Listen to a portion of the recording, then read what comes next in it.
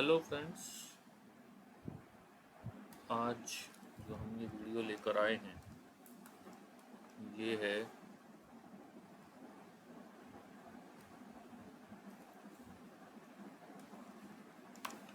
Vector calculus for BTech first sem. अपने पिछले video में भी हमने ये कहने की कोशिश करी थी कि ये वेक्टर प्लस कैलकुलस, तो basics of vector and basics of calculus, और इन दोनों को मिला के बन जाता है वेक्टर कैलकुलस।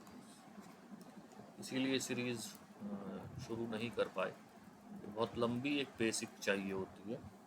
थोड़ा सा आज उसको देखेंगे। F t is equal to F1T i plus F2T J plus F3T K। तो ये जो Ft है, यहाँ पर भी एरो लगा दीजिए, ये बन गया वेक्टर फंक्शन। इसमें T स्केलर है और आई जे के डायरेक्शन को डिनोट करता है। F1T F2T ये कंपोनेंट हैं आई जे के डायरेक्शन। अब अगर कोई कहे what is f dash T,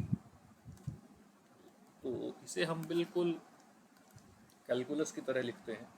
limit delta t tends to zero, f t plus delta t minus f t upon delta T.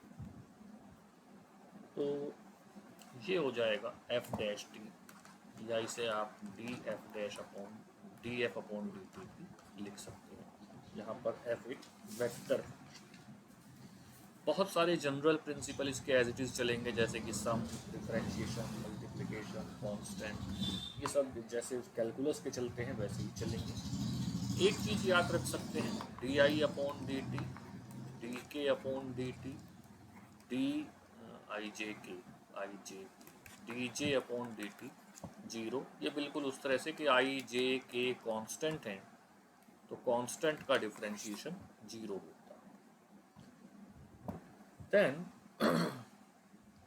अगर कंपोनेंट वाइज डिफरेंशिएशन बात करें, तो d F upon D t is equal to f one dash t i plus f two dash j plus f three dash के।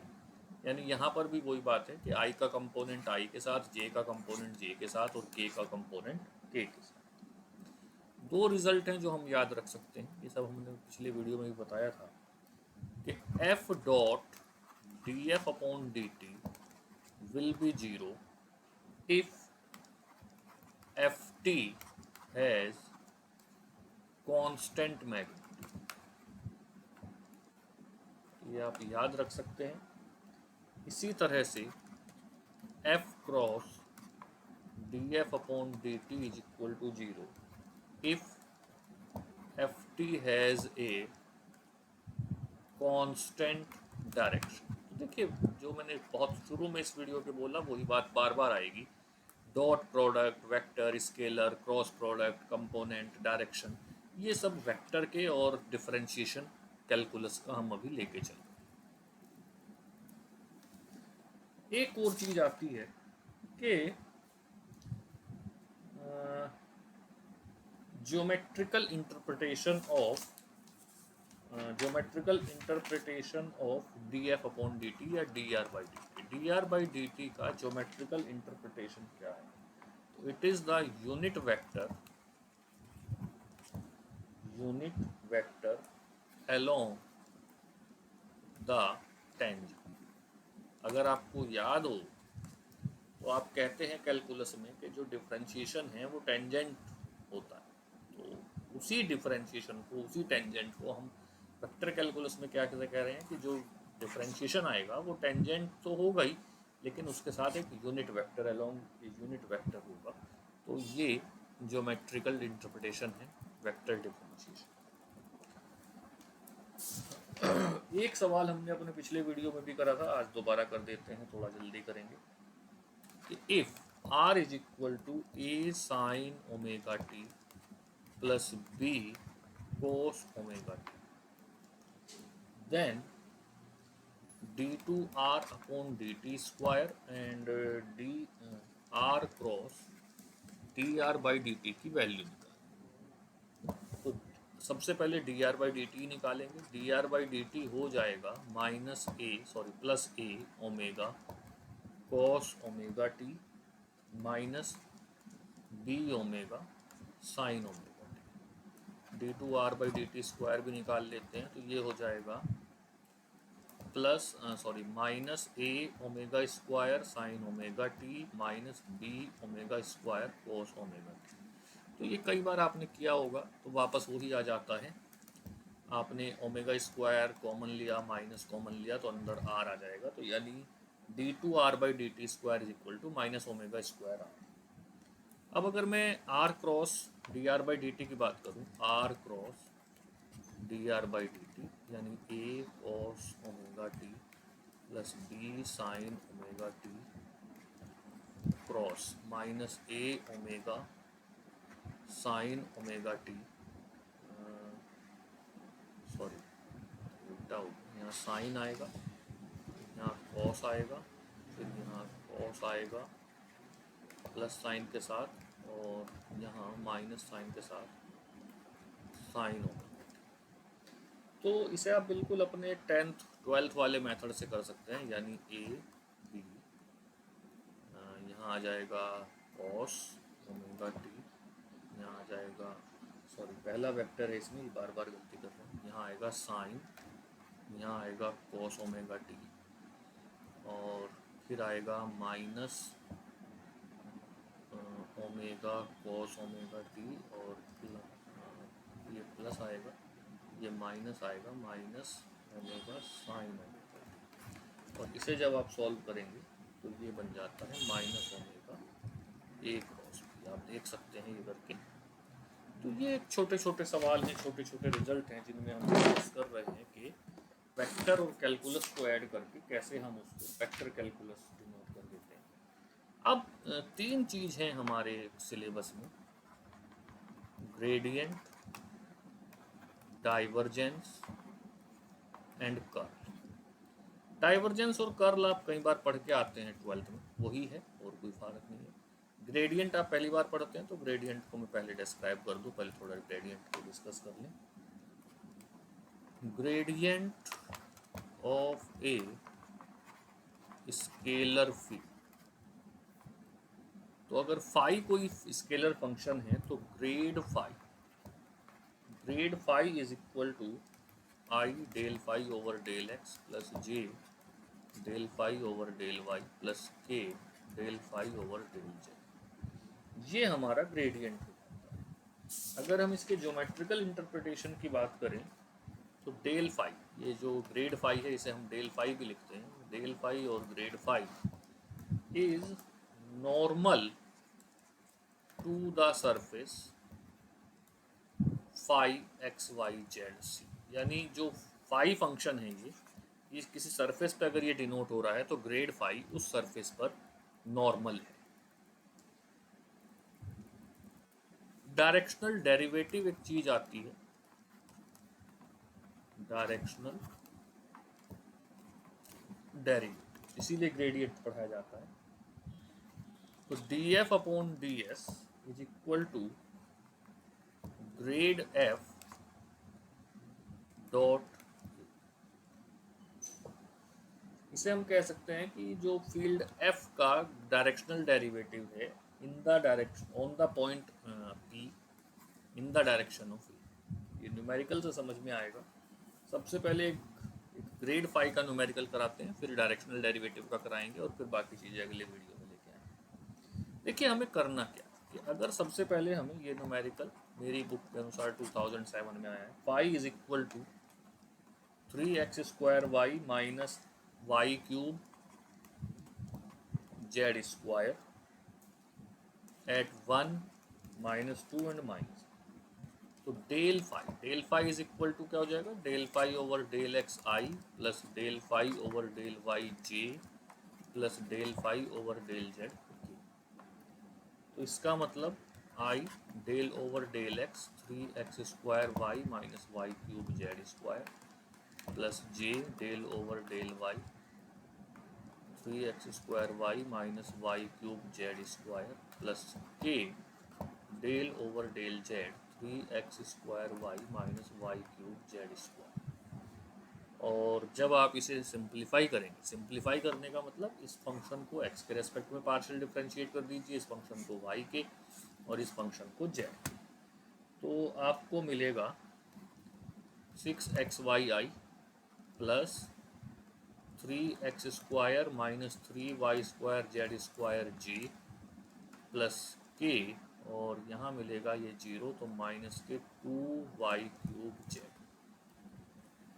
और जब आप इसमें point put कर देते हैं 1 -2 एंड -1, तो ये हो जाता है -12y minus 9j minus 16k। तो ये पहला न्यूमेरिकल है जो आप काफ़ी मेहनत के बाद हम कर पाते हैं कि किसी भी फंक्शन फाई के लिए अगर ग्रेड फाई निकलवाया जाए, ये दोबारा देख लेते हैं, किसी भी फंक्शन फाई के लिए अगर ग्रेड फाई निकलवाया जा रहा है तो del phi is equal to del phi over del x plus del phi over del y j plus del phi over del z k, और इसमें आपको सारी कैलकुलेशन करके ये आंसर आ जाता है, ये डेल फाई होता है। तो एक छोटा सवाल तो डेल फाई का बनता है। अब एक बड़ा सवाल करते हैं डायरेक्शनल डेरिवेटिव का। तो उससे पहले एक और ऐसा ही एप्लीकेशन करते हैं, फिर डायरेक्शनल डेरिवेटिव करेंगे। देखिए, अगर कोई आपसे कहे कि del phi is equal to y square minus 2xy z square z cube i plus 3 plus 2xy minus x square z cube j plus 6z cube minus 3x² y z square k and find phi, phi निकालना है। देखिए, ये grade phi निकालने का उल्टा हो गया, जो मैंने कहा कि एक एक्सपेरिमेंट ये करते हैं।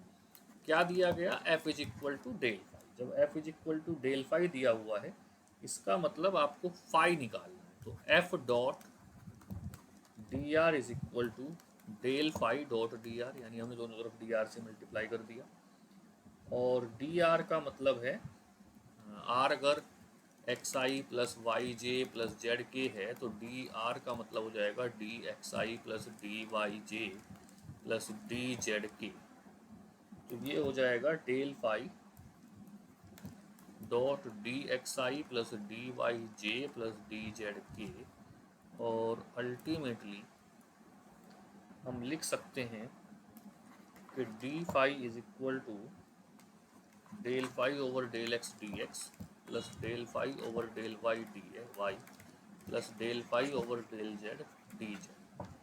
तो अब आप इसका मतलब यहाँ पर जो del phi over del x, del phi over del y और del phi over del z है, यहाँ पर आप जो डेल फाई आपको दिया था वो पुट कर सकते हैं, और उसके बाद जो चीज़ आएगी उसको इंटीग्रेट करेंगे तो फाई आ, ये आप रेफर कर सकते हैं, थोड़ी लंबी कैलकुलेशन है।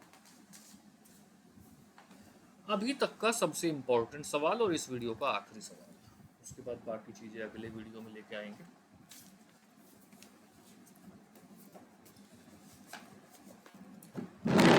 क्वेश्चन है, find directional derivative of f is equal to x square minus y square plus 2z square at 1 2 3, ये p है, in the direction of pq, in the direction of pq where q is equal to 504। तो वैसे भी थोड़ा सा narrate करूँगा ताकि आप किताब से कैलकुलेशन कर सकते हैं। आपको दिया गया है एफ एक फंक्शन दिया गया है, आप डेल एफ निकालिए। Del f is equal to क्या है, i del f over del x j del f over del Y plus के del f over del g. तो ये हो जाएगा 2xi minus 2yj plus 4z के, यानी जो f दिया हुआ था हर एक को कंपोनेंट वाइज डिफ्रेंशिएट कर। पी क्यू बहुत simply 5 minus 1i plus 0 minus 2j plus